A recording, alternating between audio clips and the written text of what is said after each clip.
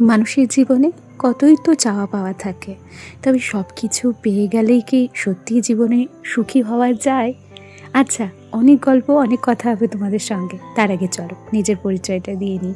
নমস্কার, কেমন আছো সবাই? আমি রিমি। আজকে আমার আরও একটি নতুন ব্লগে তোমাদের সবাইকে অনেক অনেক স্বাগত জানাই। আজকে সকালটা শুরু করেছি, দেখেছো? সবে মাত্র সূর্য উঠছে, চারিদিকটা লাল টকটকে হয়ে গেছে। ভারী দূর থেকে ক্যামেরা করেছি, তাই একটু ঘোলাটে দেখাচ্ছে। একটা সকালবেলায় আজকে উঠেছি, জানো, সকালে উঠে অফ ক্যামেরার পাশে কাজকর্ম সেরে নিয়েছি। প্রত্যেক দিনের মতো আজকে উঠোনে গোল গোল করে ল্যাপা হয়ে গেছে। আর এখন এসেছি আমাদের একটু সবজি বাগানের দিকে। ইস, লেবুটা ছিঁড়ে গেল। কি কচি কচি লেবু হয়েছে জানো। এবার আমাদের গাছে কিন্তু অনেক লেবু হয়েছে। দেখো কি কুট্টি কুট্টি লেবু, ভারী সুন্দর লাগছে দেখতে, তাই না? তবে আমাদের এই লেবু গাছটাতে কিন্তু 12 মাসই লেবু হয়। একটা সিজনে গোল লেবু হয় এবং একটা সিজনে একটু লম্বা লম্বা লেবু হয়। আর এই দেখো, উঠোন কিন্তু ল্যাপা হয়ে গেছে। দেখেছো, গরম কিন্তু এখনও পড়তে শুরু করলো না, অথচ মাটিতে ফাটল ধরে যাচ্ছে। যাই হোক, কিছু কিছু জায়গায় ল্যাপাটা একটু সুন্দর হয়েছে, কারণ সেই জায়গাটায় মাটি ঠিক ছিল। আর কিছু কিছু জায়গায় ল্যাপাটা একটু অন্যরকম হয়েছে, আসলে ওই মাটি খড়খড়ে হয়ে গেছে তো, সেই জন্য।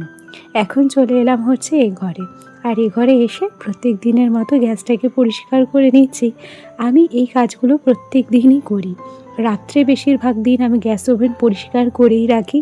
তবে যেদিন আমি সময় পাই না, সেদিন পরের দিন সকালে উঠে এ ঘরে আসলে আমার প্রথম কাজ থাকে গ্যাস ওভেন পরিষ্কার করা।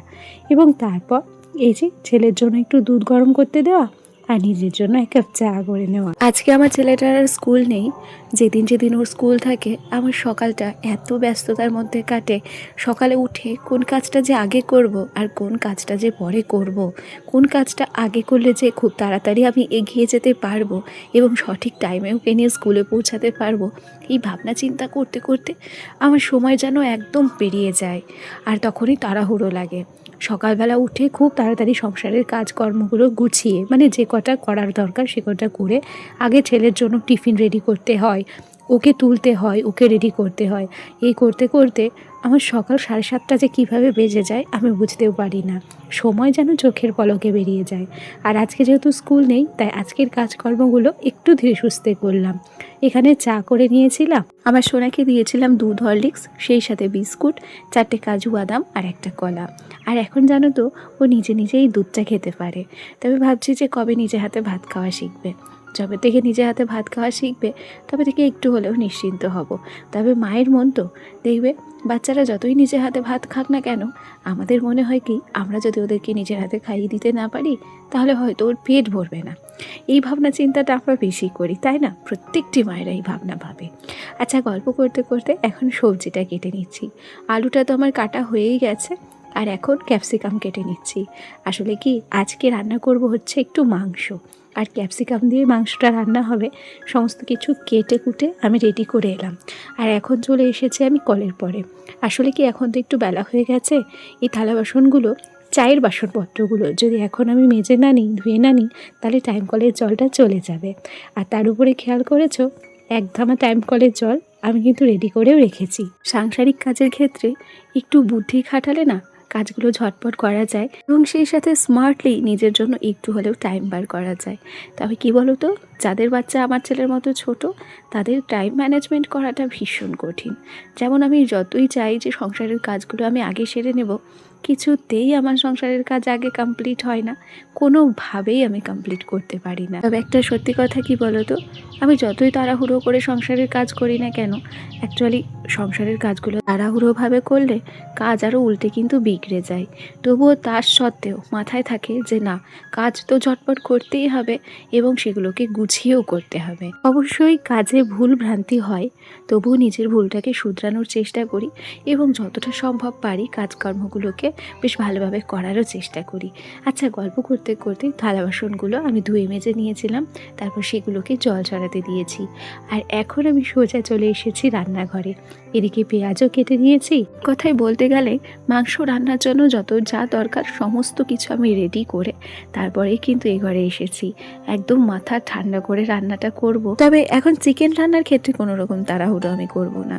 ওদিকের মোটামুটি কাজ আমার কমপ্লিট হয়নি, আমার গোটা ঘরটাই অগোছালো গোছালো হয়ে পড়ে রয়েছে, তবে দেখলাম যে রান্নাবান্নাটা যদি আগে করে নিই তাহলে নিশ্চিন্তে ও ঘরে গিয়েও টুকটুক করে কাজগুলো করব। কোনো দিন না কাজগুলো করার ক্ষেত্রে একটু এদিক ওদিক করে করতে হয়। হয়তো আগে কোনো দিন ঘর গুছিয়ে নিই, আবার আগে কোনো দিন রান্নাও করে নিই। আসলে যখন যেমন সুবিধে হয় তখন সেভাবেই সংসারের কাজগুলো করি। এখানে গল্প করতে করতে আলুটা আমার ভাজা হয়ে গেছে, আর এখন নিজের মতো করে চিকেনটা রান্না করে নেব। আচ্ছা, ভিডিওর এ পর্যায়ে এসে একটা কথা বলি, আমার যে সমস্ত বন্ধুরা প্রথম থেকে আমার সাথে আছো, পাশে আছো, তোমাদেরকে অসংখ্য ধন্যবাদ জানাই।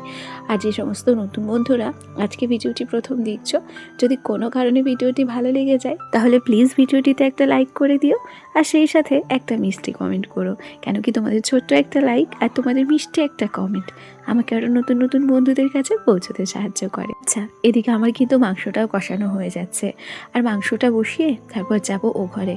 তোমাদেরকে বলেছিলাম না যে আমার ও ঘর এখনো পড়ে রয়েছে। আচ্ছা, একটা কথা বলো তো, আমাদের জীবনে তো অনেক চাওয়া পাওয়া থাকে, আমরা অনেক কিছু আশা করি, তবে জীবনে আমরা যেটা চাই সেটা পাওয়ার মানেই কি শান্তি, সেটা পাওয়ার মানেই কি সুখ? আচ্ছা, সুখে থাকার মানে তো এক একজনের কাছে এক এক রকম। এমনও কোনো মানুষ আছে যাদের হয়তো লাক্সারি বাড়ি আছে, যা চকচকে সব কিছু আছে, তারপরেও তার সুখ নেই। আবার এমনও কোনো মানুষকে দেখা যায় যাদের হয়তো কিছুই নেই, মাথা গোজার একটা ঠাঁই কোনো রকমে আছে, অথচ তারা তাদের ছোট্ট কুঁড়ে ঘরে নিজের সুখটা খুঁজে নিয়েছে। আসলে সবটাই নিজের মনের উপরে নির্ভর করে। আসলে পরিস্থিতির সঙ্গে এবং পারিপার্শ্বিক অবস্থার সঙ্গে যদি নিজেকে একটু মানিয়ে গুছিয়ে নেওয়া যায়, তাহলে যে কোনো জায়গায় থাকলেও সুখটাকে ঠিক খুঁজে বার করে নেওয়া যায়। দেখো, যেমন আমি আমার সংসারটাকে গুছিয়ে রাখার মধ্যে এক অনন্য সুখ খুঁজে পাই। আমার কাছে মনে হয় আমার এই ঘরটা একটা স্বর্গ, যেই জায়গাটা নিজের মতো করে গুছিয়ে রাখবো, সাজিয়ে রাখবো, এবং দিন শেষে সমস্ত ক্লান্তি আমার এই ঘরে আসলে এক নিমেষে দূর হয়ে যাবে। আমার কাছে এটাই একটা শান্তির জায়গা। সেই জন্য নিজের মতো করে ঘরটাকে সাজিয়ে নিয়েছি, যতটুকু যা পেরেছি আমার সাধ্য মতনই করার চেষ্টা করেছি, আর এর মধ্যেই নিজের ভালো লাগা খুঁজে নিয়েছি। এমন নয় তো যে ঘরবাড়ি সাজানোর জন্য সবসময় তোমাকে দামি জিনিসই ব্যবহার করতে হবে, সবসময় দামি দামি জিনিসই কিনতে হবে, এমনটা ভাবনা চিন্তা করাও ভুল। যতটুকু যা নিজের রয়েছে ততটুকু দিয়ে মন থেকে যদি আমরা চাই তাহলে একটা সংসারকে সাজিয়ে রাখতে পারি। আচ্ছা, তোমাদের সঙ্গে অনেক গল্প, অনেক কথা তো হলো, আর সেই সাথে কাজকর্মগুলোও হলো। ও ঘরে আমি কিন্তু মাংসটা বসিয়ে দিয়ে এসেছি, আর তারপর এ ঘরে এসে সবার প্রথমে বিছানাটাকে পরিষ্কার করলাম, আর এই যে কম্বলটা এখন ভাঁজ করে নিচ্ছি। যাই হোক, কম্বলের দিন কিন্তু প্রায় চলেই গেল। এখন দেখেছো দুপুরের দিকটাতে বেশ ভালোই গরম পড়ে, সেটা বুঝতেই পারি, আর সন্ধ্যের দিক থেকে আবার ঠান্ডা পড়ে যায়। আর এই সিজনটায় না বাচ্চা থেকে শুরু করে বড় সবার কিন্তু শরীর খারাপ হবে, আর সবার ঠান্ডা জ্বরটা একটু বেশিই হবে। আমার ছেলের বেশ কিছুদিন হলো জ্বর হয়ে গেছে, ওকে ডক্টর দেখানো হয়েছে, তবে যেহেতু এখনও পর্যন্ত ও একটু দুর্বল রয়েছে, ভাবছি সামনের বৃহস্পতিবারে ওকে নিয়ে একটু ডক্টরের কাছে যাব। চলো, আজকের ব্লগটি অর্ধ সমাপ্ত রইল, আগামীকাল আবার দেখা হবে। সবাই ভালো থেকো, টাটা।